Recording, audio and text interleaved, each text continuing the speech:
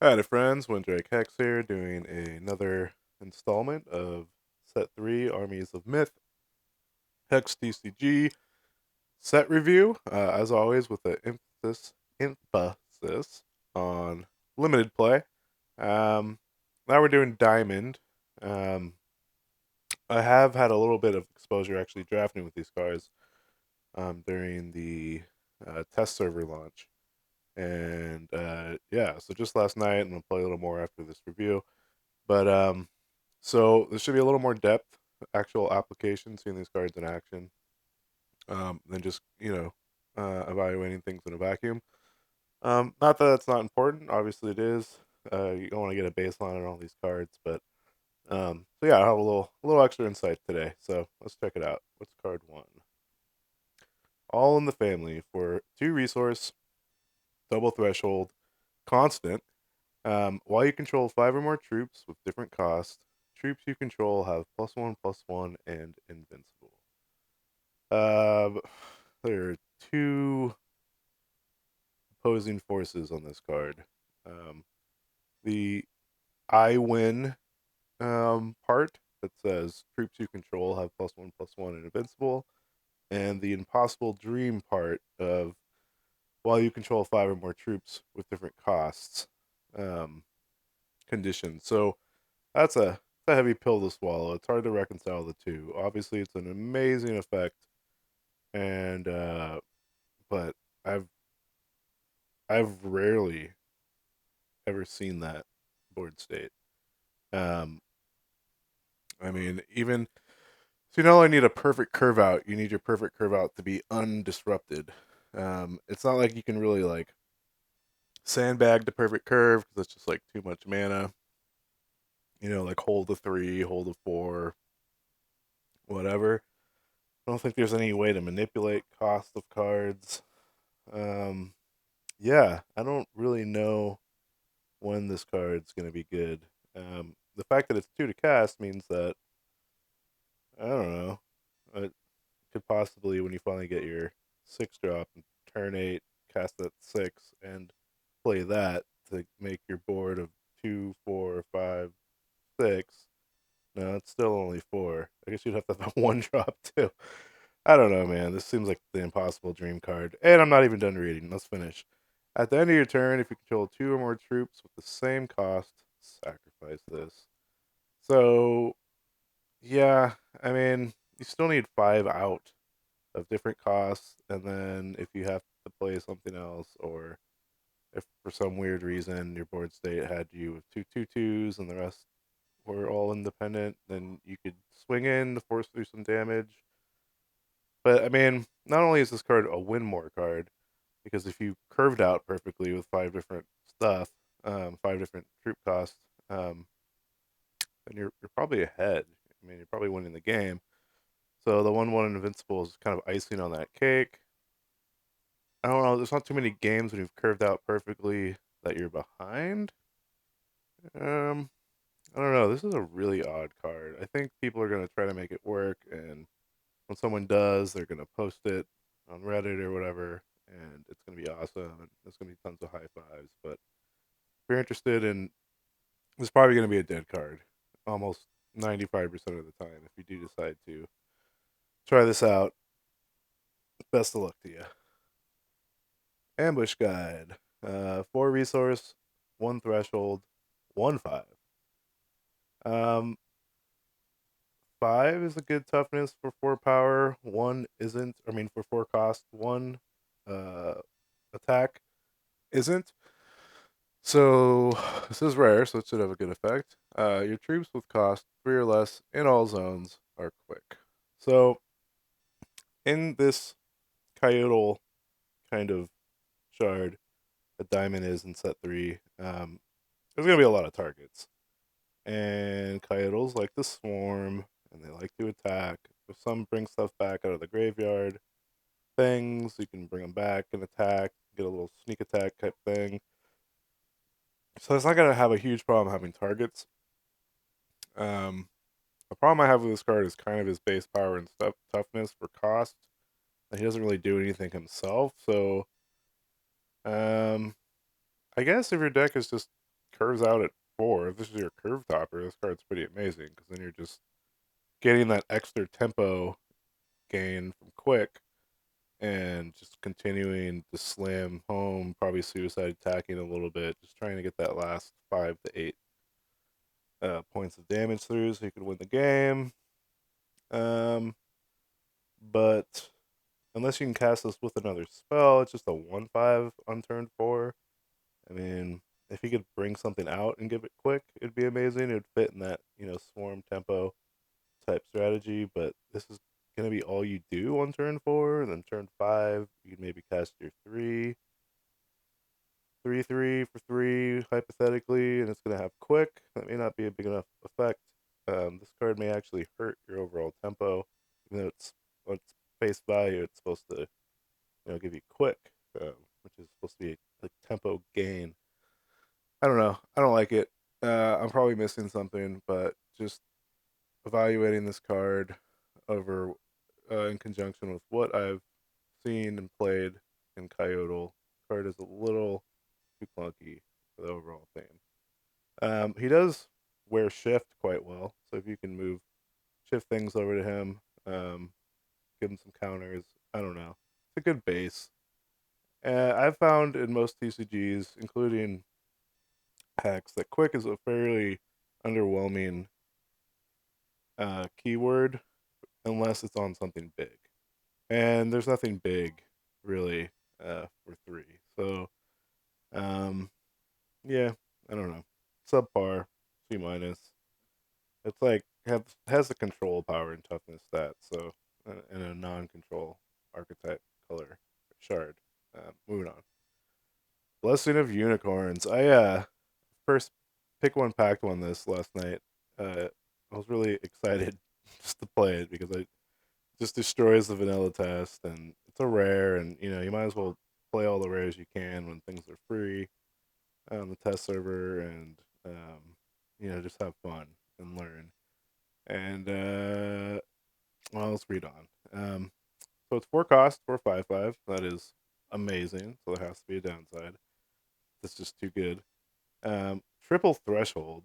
So really, I mean, there's some threshold fixing in this set, but triple's still really hard to pull off. I mean, you need at the base 10 shard, 10 diamond resource base to even think about casting triple threshold. But hey, it has invincible. Okay, so that's a little carrot that's going to make us want to maybe try to pull this off. So let's see what else is going on with this card. At the end of your turn, if you control less than 2 other diamond troops, which is going to happen a lot in draft, um, put this into your hand. Well, if it said next turn, that'd be kind of cool, because at least can maybe do something when you cast it. I guess that something would be just the block, but uh, yeah, I don't know. This is a little segmented. The setup cost is quite high at the triple threshold, and then having two diamond cards out. I mean, in mono, this is definitely, you know what? This is just a mono diamond card. Like, it's a powerful card with an incredibly powerful keyword. Uh, I think the best keyword. I mean, invincible. Come on. Um, and its setup cost. It's not going to happen often enough for you to count on it, but when it does, it's going to be worth it, and it's going to be. It's an I mean, at worst, your opponent's going to have to use his removal to kill your 2/2 so that its invincible turns off. Then he needs some way to deal with it. So it's a pretty good way to disrupt your opponent's overall plan. Um, I suggest, unless you're really brave, not playing this unless you're mono diamond. Unless, I mean, there is some decent fixing. Well, there's only one common fixer, but it's floating around. I don't know. This card's powerful enough to see constructed, in my opinion, but um, has enough conditions to make it a high variance card in draft and sealed. If I had to give it a grade, I would say it's a C plus, just because it's going to be amazing probably over half of the time you play it, if you play it in the correct deck. Okay. Bright Moon Brave. It's a 1/1 for 1. I do not like 1/1 for 1. It is a Coyote Warrior, and there's heroes that care about troop uh, troop margins, like how many troops you have versus your opponents.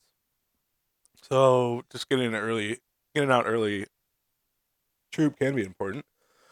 Um, and but this has an ability, so it better be pretty good, and I think it is. Prophecy. When this enters play, the next troop in your deck gets +1/+1.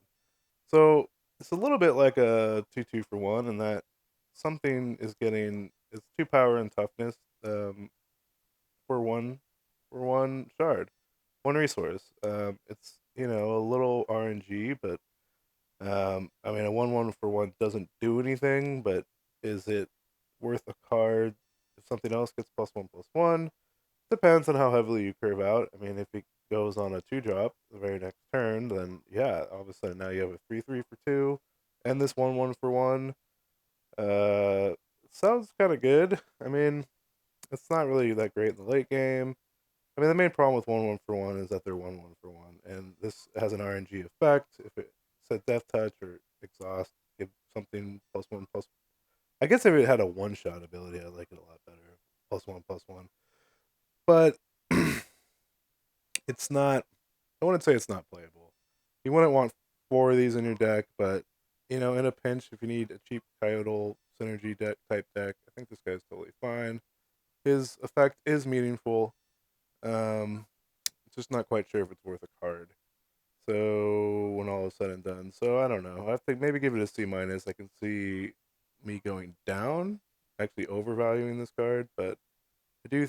I really was impressed by Coyote synergy last night when I played, and in fact, I'm gonna try to force it again later on tonight because it is fun, and it is fast, and it is synergistic. Celestial Dawn. This is a card that is triggered from a blood card, an Avatar of Despair. I forget its exact name. It was in the blood set review.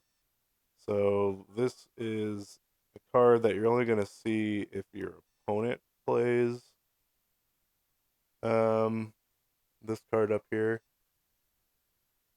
Let's move up. Where is he? Demon of Dusk. As you can see, he has a text that reads, at the start of each opposing champion's turn, create a Celestial Dawn for that champion and put it into their deck. So this card, I really love the flavor push of this kind of thing.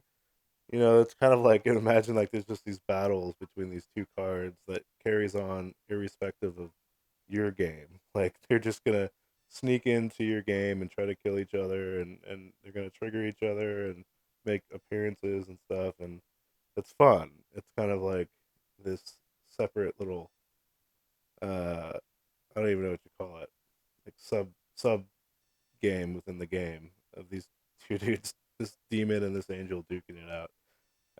I wish you could just draft her and play her because she's amazing. She does everything you want in a 7-drop. It says win the game, and yeah, but oh well.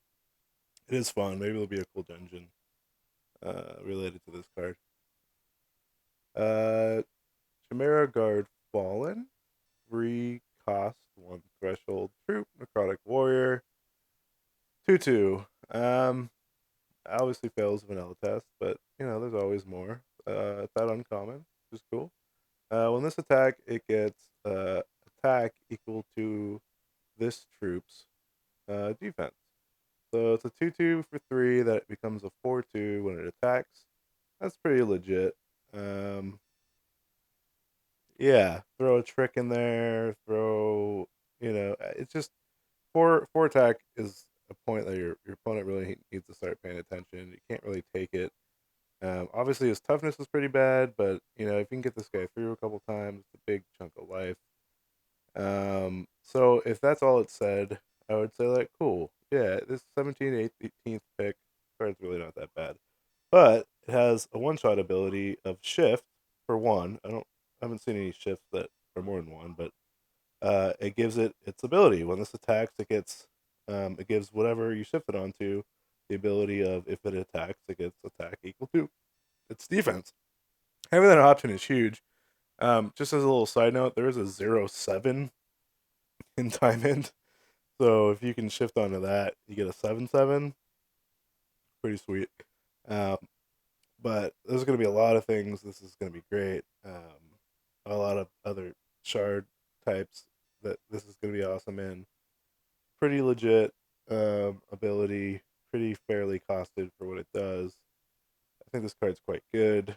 I think shift is quite good. It's my favorite keyword or ability effect uh, in this set so far. I've seen a deck built around it with hero power focusing on reverting, other words, getting it back. It's just crazy powerful, really fun.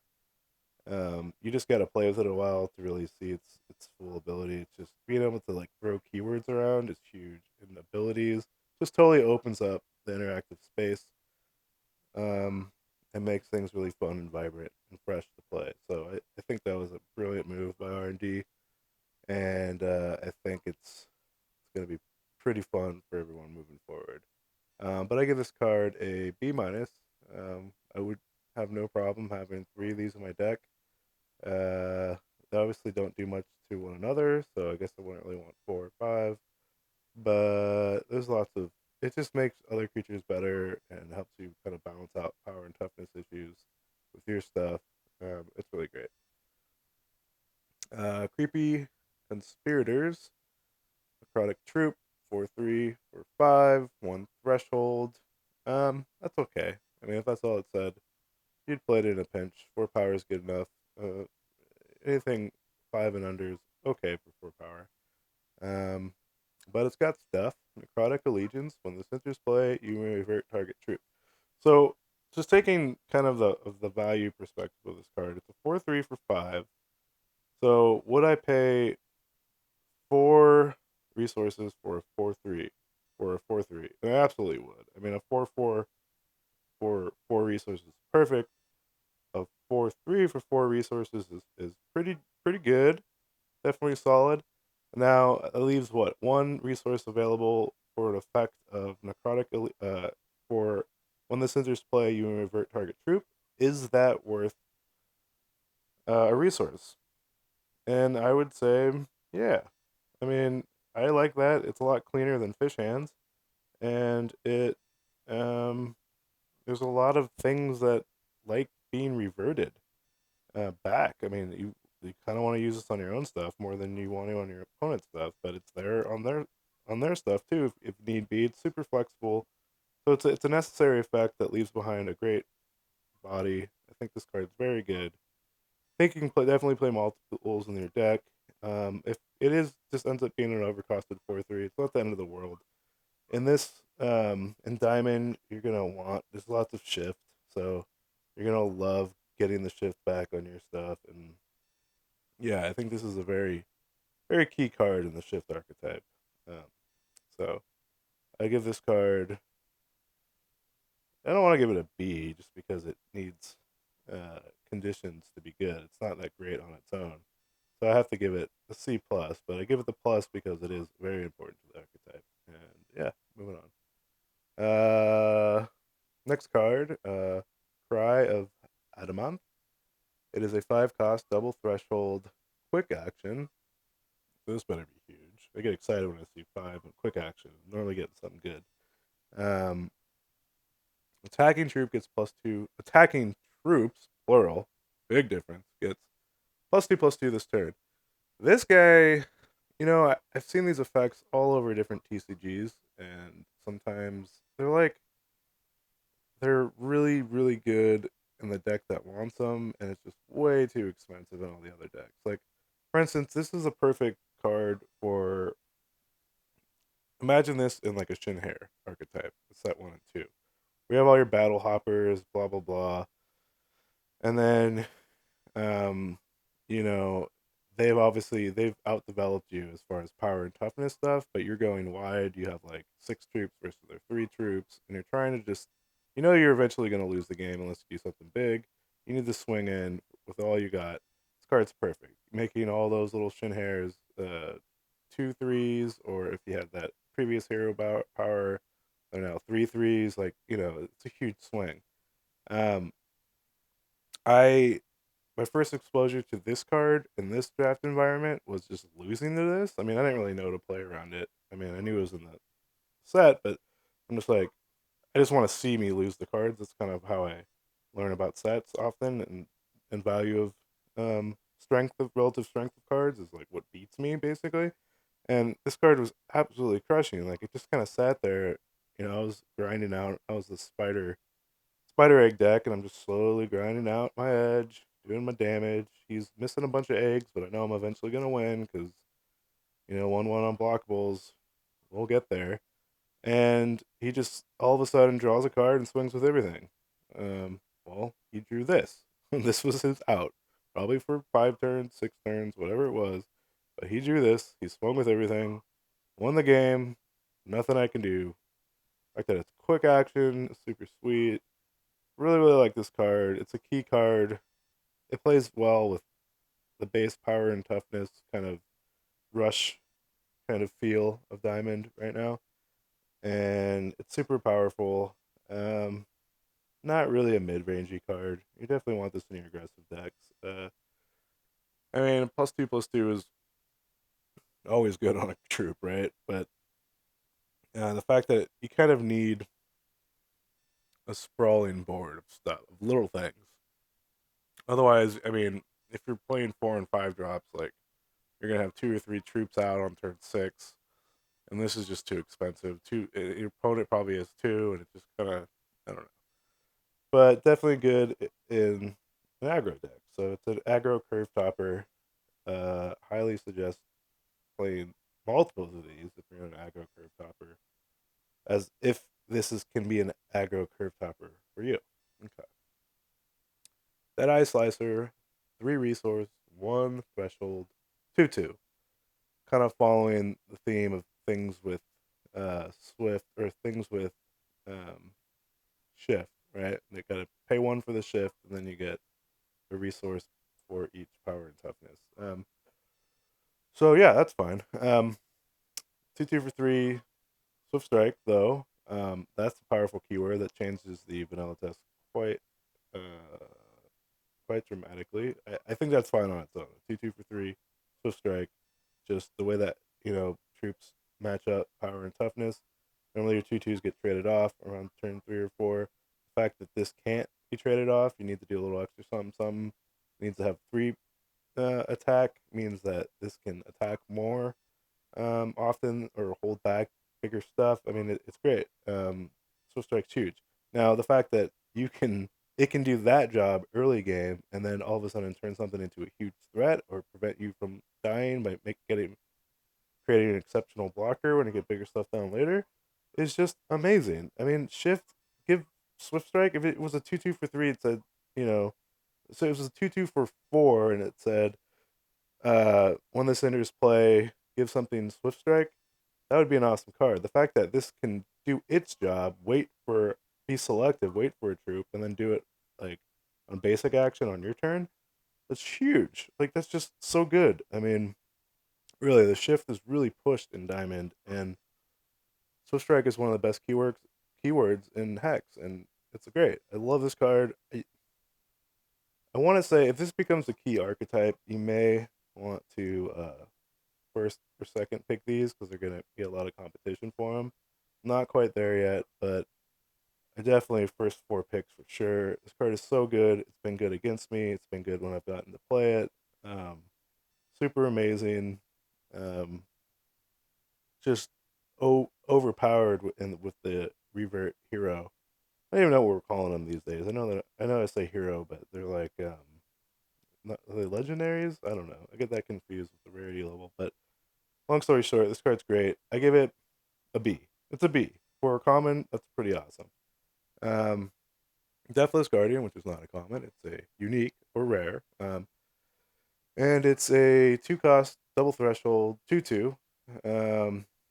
Yeah, that kind of sounds like a non-bonus barrier because the threshold works against you. But it has Swift Strike, so all of a sudden it's amazing. I think three resources fair for a 2/2 Swift Strike. The fact that this is for 2 means it's totally pushed. It's going to be amazing in aggro decks.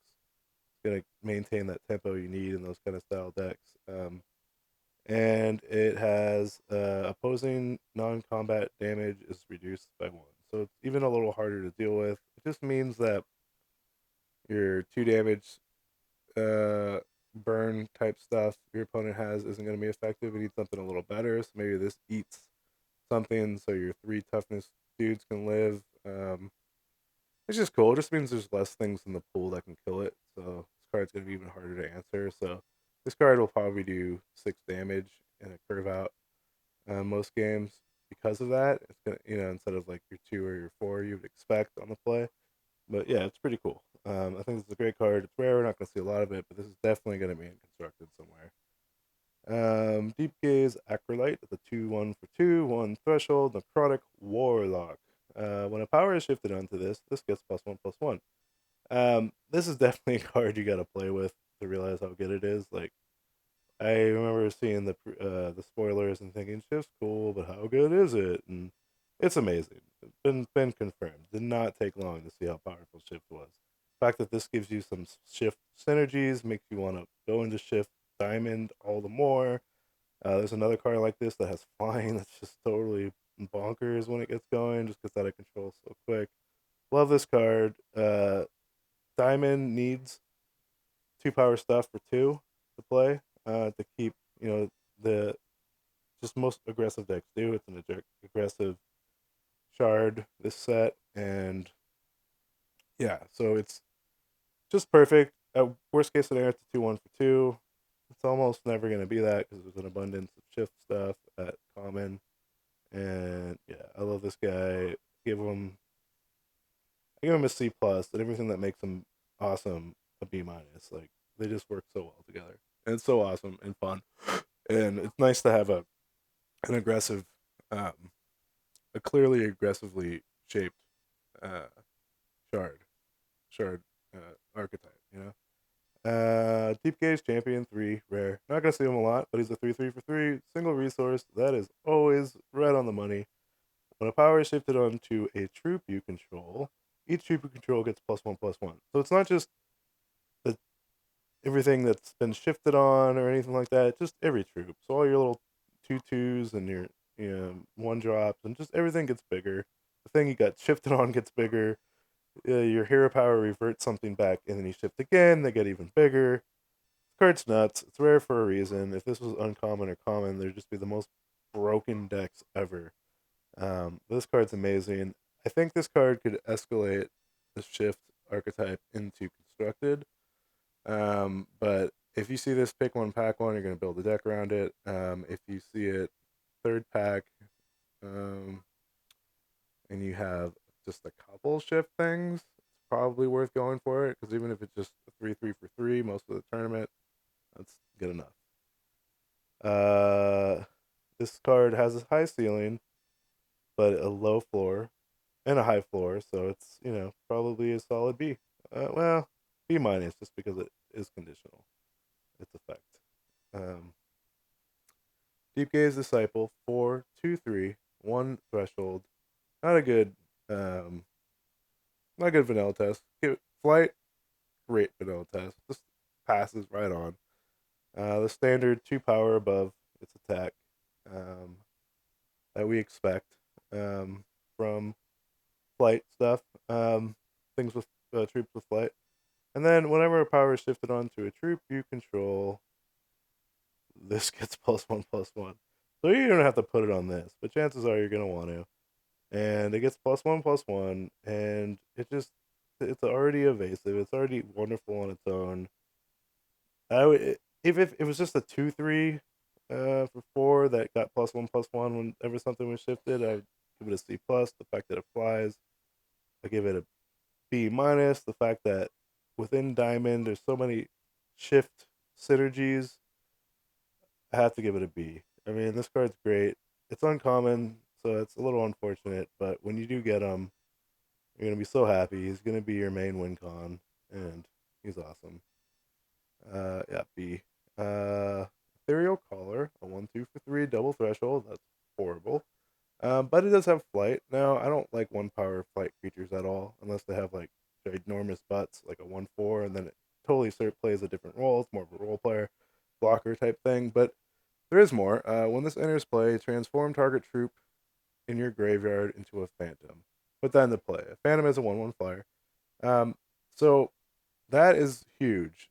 You can't think of a 1/1 flyer. It's not even in the same conversation as a 1/1 non-flyer.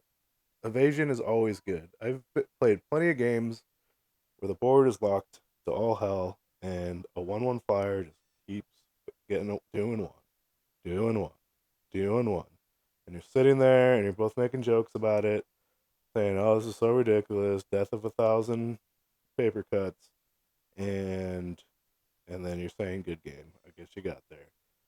The fact that this has flying 2, so now you have 2 power and 2 evasive points of damage going through, um, is amazing. And the fact that then you have 3 defensive power is amazing. The fact that it's split into 2 cards makes it even more evasive, or even more of a better deal. I think it's anytime you can split it between 2 cards, it's normally better than one. Kind of like card advantage, but also just makes you more versatile and gives you more decisions, more options. And yeah, it's great. It does need something in your graveyard. It's not going to happen all the time for a 3 cost card, but it does give it a little bit of oomph late, a little bit of a hit early. So that's a bit of a downside, but it's common and things die, especially in an archetype that has lots of small stuff. You're going to be trading off. Maybe cast them on 4 and 5, that's fine, but you're going to get some value out of there. And oftentimes, this is going to put a clock on your opponent. Like, that's just how flight works. And it's a great deal getting 2 power, 3 toughness for 3 mana on 2 separate cards. It's just a great deal. Just, just trust me. So I give this card a C plus. Etherealize, etherealize, making something ethereal. Basic action, boo. 4 and 1 threshold. Okay, it's gonna can go in more types of decks. That's cool. Revert and transform target constant or troop into a phantom. The concept of transforming a constant into troop is kind of interesting. I mean, I guess you're only gonna do that if that constant is just gonna destroy you. Um, but it does give it a level of versatility, so it's better than I initially thought. But the turning a troop into a phantom just doesn't never really feels that good. I mean, one thing, a phantom is a decent troop, um, and having it's not really dealing. It's dealing maybe with a big threat, but it's creating another potential problem. So you can't really think of this as pure removal. In some instances, you get rid of their 6/6, but you created a 1/1 you can't block. I mean, I don't know. So that's interesting. I think my first time reading through Diamond, this is just kind of where Diamond's at with removal. It's all this synergistic proactive troops. Took a hit in the removal department. This isn't great. I think this is a necessary evil. I think you're gonna have to treat this like removal. I mean, it's common. It's just gonna I don't know. But that 1/1 probably isn't gonna be doing that much work because of your average game as a diamond in the diamond archetype. You're gonna this just needs to get rid of that one big thing your deck can't deal with. So in that regard, um, this is probably fine. So it's to be seen. I had this played against me, and I'm like, cool, I got a phantom. Thanks for getting that card out of your hand. But yeah, and then I when I played diamond, I had to play it because it was the only removal available to me. But anyway, I give it a C. Give it a C because it's a necessary evil. All right. Eye of Lixil, 1/1 for 2 resource, one single threshold, uncommon, necrotic troop. Red all damage that would be dealt to this by cards that share a shard with a threshold you have. So I don't know. My quick guesstimation is that about a third of the time, this is going to have protection from damage from your opponent.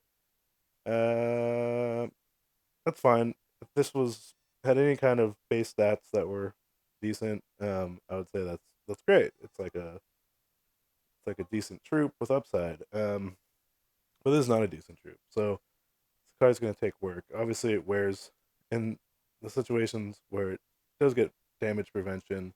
You can throw an aura on this or something. It's great. It wears pants well, but even though this kind of comely little necrotic rogue isn't wearing pants, it's just too underwhelming at a 1/1 for 2. So just I don't know, move on. I love this. Maybe this has a home in a sideboard or some constructed deck, but not a good job card. Ghost Feather, 2/2 for 3, single resource, Coyote Warlock. I have gotten to play this card. It's amazing. Let me read on. Prophecy. When they interplay, the next troop in your deck gets when this enters play, you may transform another troop you control into a Spirit Eagle. Spirit Eagle is a 3/2 for 4, but it doesn't matter in the context of Ghost Feather because you just get to transform it. You don't have to cast it. And when Spirit Eagle attacks, exhaust target opposing troop without flight. That's pretty sweet. I've lost to this card and I've won with this card so far in the 3 drafts that I've done, and it's very legit. Spirit Eagle's gonna oftentimes be your win con, and being able to tap something, key blockers, so you can get the rest of your team in or force trades. That's pretty sweet. Um, yeah, this card's really good. It's a really cool sound effect when you cast it. Kind of a little aside. And Spirit Eagles are good, and this card is good. I give it a B. Golden Avenger. This is like a legendary unique. I don't quite know how this works yet. I don't really know if you can draft this. No, it's a hero. So you can become this based on another card. I have no idea how this works. It's obviously amazing if you can draft it, but I think it's a condition for another card. Someone's gonna have to explain this to me because I know Mask of an Avenger says transform target troop you control into a Golden Avenger. So you can turn a troop into this. Well, that's all it is, and that's pretty simple. But the Mask of Avenger looks like um, a token card or like a conditional card that has that black symbol or the grayed out symbol. So I don't know how this chain works, but if it ends with this, that's not a bad ending. I mean, Swift Strike and Flight on a 4/4 for 5 is just insane, and then it gets to kind of start all over again. Pretty awesome. Don't Can't really evaluate the shit until I know fully how it works. Um, Moving on, Granite Giant, 3/7. Okay, for 6, and single threshold. I think everyone's going to discount this card, probably for good reason. I definitely think this is going to be a huge role player. There's going to be games where you're like, well, I just tried out Granite Giant because had a real problem with dealing with my opponent's stuff. I just needed time to get to the late game, or it needed to set up some plays. Um, yeah, and then Granite Giant did tons of work, and then there's going to be 7 games in a row where it would have been horrible. Like, it doesn't mean that this card isn't going to be consistently doing what it does. I mean, 7 toughness is, I think, as good as it gets. There is one creature I've seen so far that's 7/7, but everything else just gets knocked out by this. Just can't get through it. But its power is too low for its cost. And it's weird that he's even in this kind of coyote aggro theme. So it's really hard to kind of see where this guy fits in the big picture. But it's nice to know that you do have access to this pretty much whenever you want it at common. And there are going to be times when he's great. Probably a sideboard card against maybe wild or something when you need time to try to like build something shift to get around his big stuff, your opponent's big stuff. I don't know. 3/7s. Think of this guy as an overcosted wall most of the time, but yeah, I don't know. Interesting. I don't think it's as bad as it looks. So I'm gonna give him a C minus. Holy Ascension, constant, legendary. You're never gonna see this. Maybe a couple times. Probably worth a few hundred plat. Start your turn. Your health is at least twice the starting health. Void this. I don't know how that happens in draft. It's never gonna happen. So you can stop thinking about this right now, but we'll read on. You transform into a paragon of righteousness. I don't even know what a paragon of righteousness is. I hunted around trying to figure it out. Couldn't find it quick, so I gave up, which is funny. Uh, but yeah, this has constructed applications written all over it. Heard there's a life gain deck floating around. This is probably the key card for that. But in draft, doubling your life total isn't very realistic. So yeah, just take this if you want some money. It's probably worth something. It will be eventually. And yeah, that's about it. Inflict doubt. This card is very like hero dependent. I'll tell you why. Play this only if you control more troops than each opposing champion. Maybe not hero dependent, but it really depends on whether or not you're base diamond or not. If you got all those coyotes, all those aggressive things, because this my experience so far, my small sample size, is that in diamond, it's not that hard to get more troops than your opponent.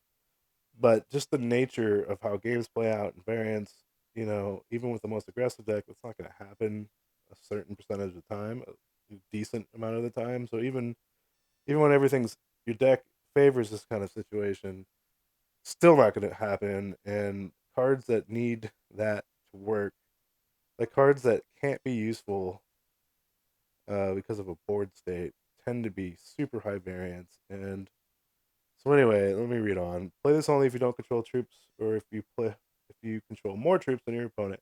Target opposing troop gets this, can attack or block. So that's obviously exceptional removal at an exceptional cost with a highly conditional state. So and it also makes it kind of win more because if you have more troops than your opponent, you're kind of considered ahead.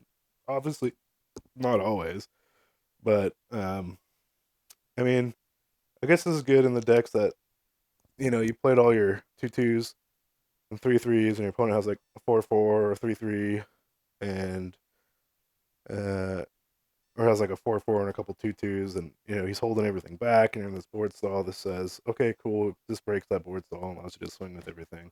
That part's cool. It's not consistent enough for me.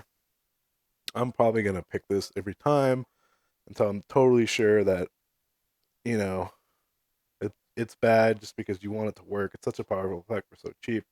But it's a high variance card, and generally long term success is in draft is based on making consistently good decks. RNG is something to be avoided in trading card games. There's already enough built into it. You don't want to make cards that make it even worse. So I would say without the first condition, this is like an A minus B plus type card. With the condition C minus, high ceiling, really low floor. Invigorating Breeze. Target troop gets +2/+2 this turn, gain 2 health. So the health doesn't really matter. Health isn't really as important as it seems in trading card games and especially in draft. But anyway, target troop gets +2/+2 this turn is fine. It's quick action, which is good, and it's cheap, which is good. Um, I don't think it's quite worth a card, but if you're just like on the most aggro end of decks, I mean, tricks do become more powerful. Then you just want to, win combat, keep your tempo, always have something to do. And this is fine something to do on turn 3 or 4 or 5 as you're ramping out dudes or spewing out dudes. Yeah, it's okay. Moving on. Martyr, transform target troop into a monument of the martyr. This is I've had the hardest time reviewing this set because I don't know what a monument of a martyr is. I've looked over here. I've looked in some other charts. It's just I have no idea. So again, moving on. Monument of a martyr is probably worth worth it. Probably fun, cool little cycle of stuff. But sorry, I just have to take a blank on this one because I don't know how it all works yet. Mask of the Avenger, same thing. Mesa Lookout, a 2/2 for 3, single threshold, quick troop, Coyote Rogue.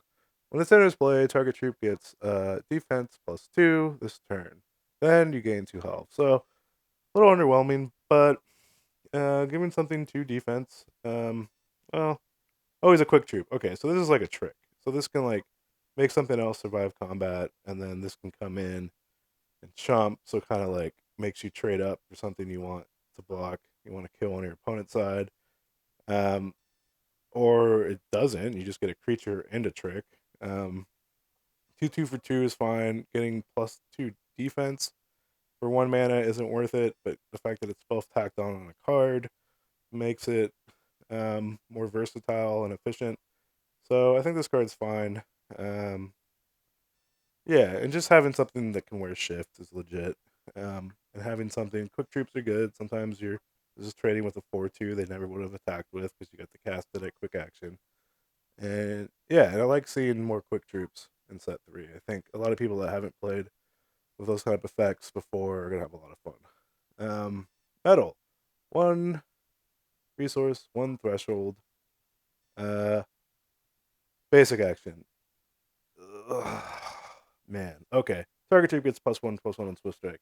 I actually picked this card just assuming that it was quick action, and I was just like, this card's broken. This is amazing. Oh my god, permanent effect for 1 mana, quick action, and I went to go, do my kind of free roll my attack when my opponent was typed out, knowing he was going to tap. This was going to win contact and make a persistent threat that's going to attack the next turn. And I thought, cool. I just saw like GGs in my future, and then I realized it was basic action, and I think I lost that game. Something. This card really needs to be quick action to be good. It's just not a big enough effect, especially with you have troops that can give swift strike. It's just not worth a card. I mean, it's hard because those auras in set 1 and 2 were pretty good, and I don't know. It's just kind of asking to be 2 for 1 too, though, because it's gonna put a target on its back.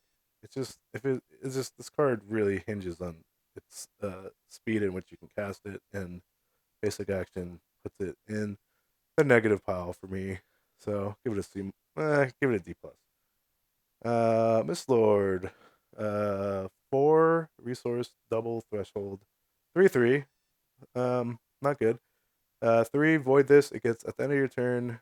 If this is voided, put it back into play. So it gets a blink in and out of existence. So it gets a dodge removal, stuff like that. That's cool. Kind of like a more control-y type thing. You just want to have a persistent threat. But 3 power and 3 toughness is enough to be a persistent threat in a lot of games. A big enough threat. But it has the basic one-shot ability to shift its ability to something else. So to be able to blink out your best thing is a great way to end a game because your game 2, your opponent's been saving their removal for your giant flying evasive threat they can't deal with without removal, and you cast this, save enough mana to shift it over. I mean, granted, this is a lot of mana, but you can use this to save your good thing. Just make it so your opponent can't deal with it if you play line it out correctly, and then or if you have an enter the battlefield effect. I mean, that's kind of a rules question, but if you if you can put this on a enter the battlefield effect and blink it in, trigger that effect, blink it out, blink it back in, trigger that effect, that'd be pretty sweet. If not, it's okay, but just having it's a nice flexible card. It's not always going to be efficient enough or necessary enough to play, and it's also rare, so you're not going to see it a lot. This is something that was in probably some tested constructed deck, and it was totally amazing. And someone's going to break this card, and it's going to go up in value, and everyone's going to be happy. Right now, it's in the infancy of set 3. It's going to be a little hard to figure out, but I'm going to be playing with them, and I'll get back to you. So, but on the surface, let's say it's a C plus. Neophyte Awakener, Troop, Necrotic Rogue, 2/2 for 4, single threshold, really bad on the vanilla test. When it's enters play, you revert target troop with cost 3 or less into a graveyard, then put that troop into your hand. I passed a bunch of these before I got to play against one of these. I'm just like, I don't have anything in my graveyard. This is a 2/2 for 4. That just sucks. And then the fact that it doesn't do it unconditionally makes it suck even more. But what ended up happening was my opponent he would have something with shift. He would shift it onto something, then he would trade off the thing with shift, and then he would cast this, get back the thing with shift, and it would get reverted. So then it would have its shift power back, and then if you had 2 of these cards, you could do that whole cycle a couple times a game, and then you're really getting behind at that point. Opponent's really, and that's what happened, and I lost. He just had too much value. So there's going to have a ton of targets. So you want to get, obviously, this is tailored to get back your shift things so that your shift things have something to do. You can just chump or trade, and then you get them back. It's great. Card's totally fine around your top end and your aggressive shift decks.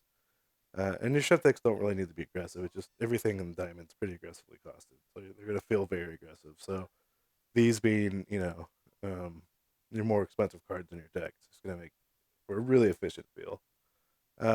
Phantom, we already know about that. The one on flyer, I think it's good.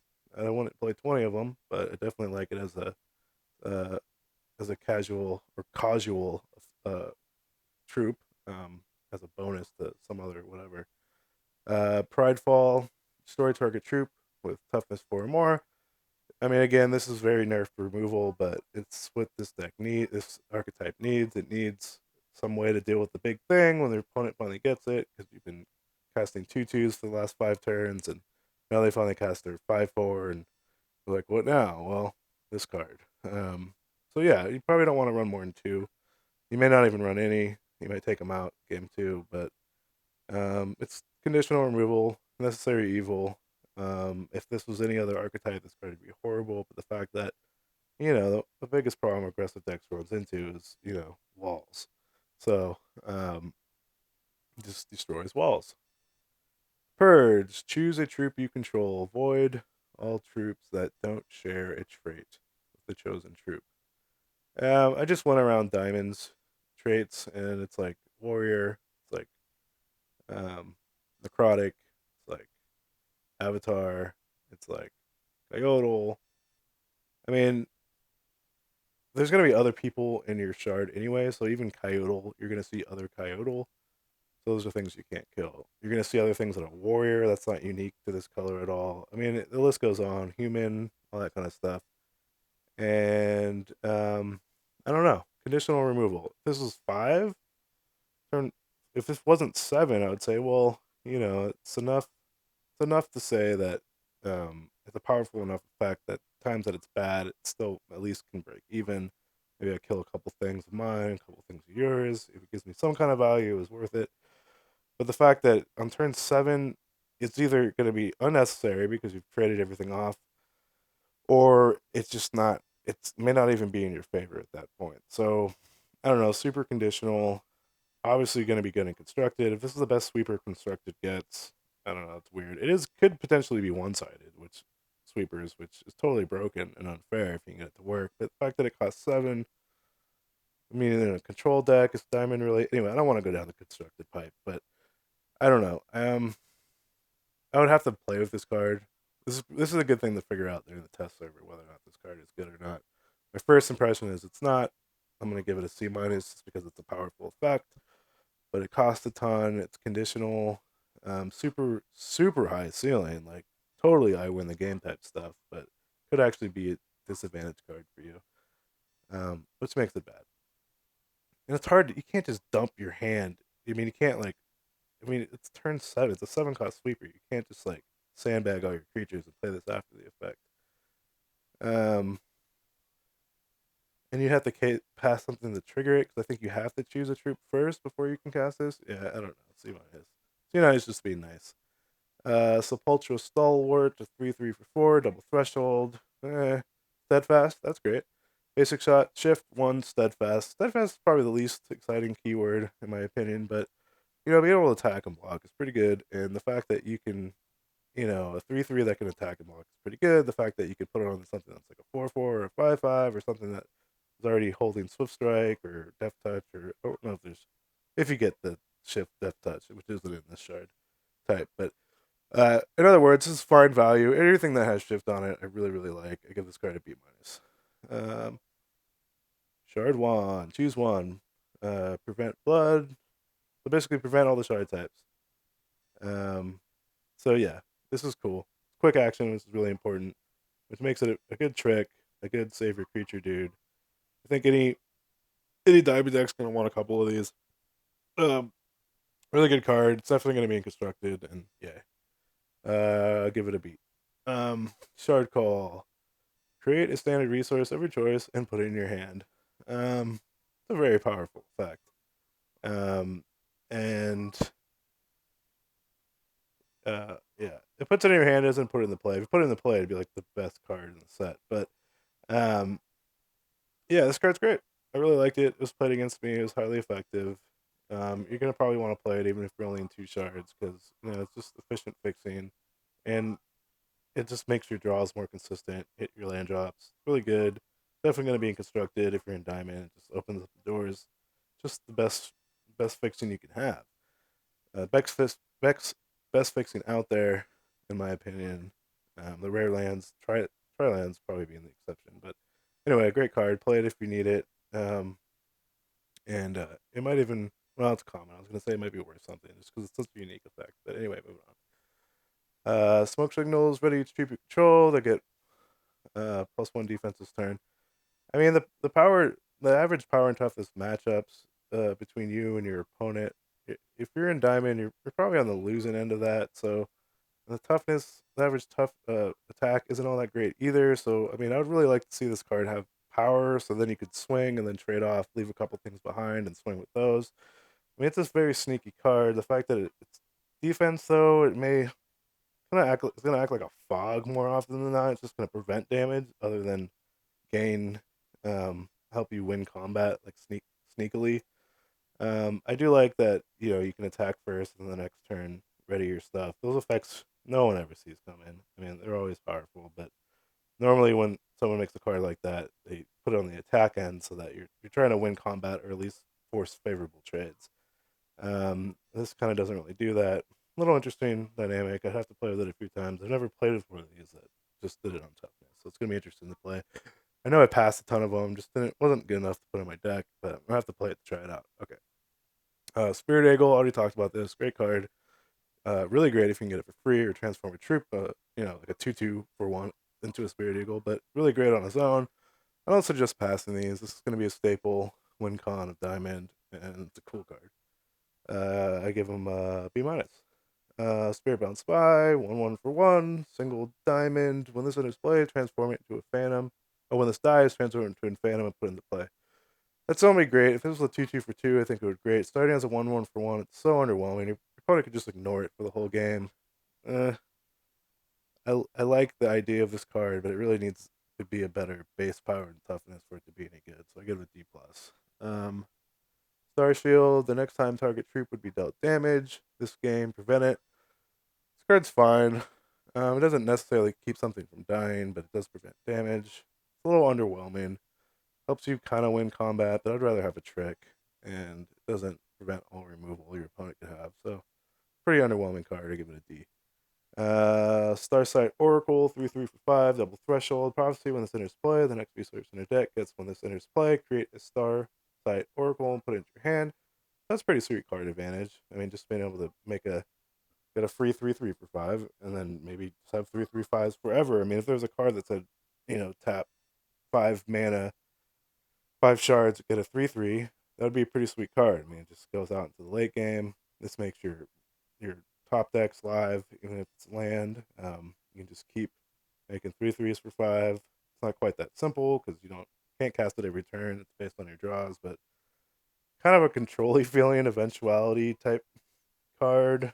Not really aggressive on its own. I mean, 3/3 for 5 is a really bad deal, but prophecy effect's kind of decent. Give this card a C. Stardust Brave, 7. It's really cool if you can make it when it attacks. If you get that shift ability of turning its defense to its attack power, that'd be great. Other than that, it's just the sideboard card.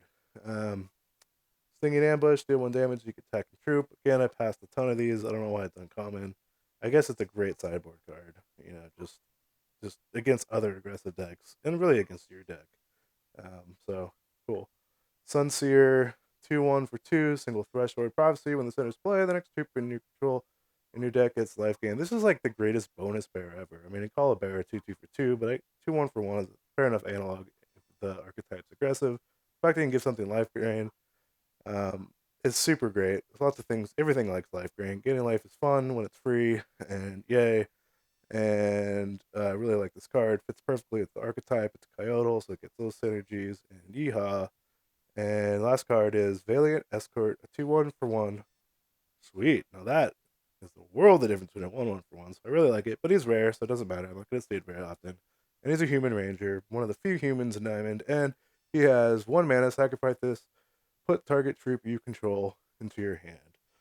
So, I don't know. When something is about to die, and you can kind of say, he can run into action and say, I sacrifice my life for thee, and he will die. And the thing you want to die goes back into your hand, and you save the day, and he sits in your graveyard and does nothing, and is a martyr and a hero, and he behaved very valiantly. And other than that, he's an aggressive card. So you're going to want to play him in your most aggressive decks. Probably going to be 4 of in some experimental aggro white weenie deck in constructed. And that concludes this set review for Diamond. Thank you so much. And if you like, please like and subscribe. Have a wonderful day.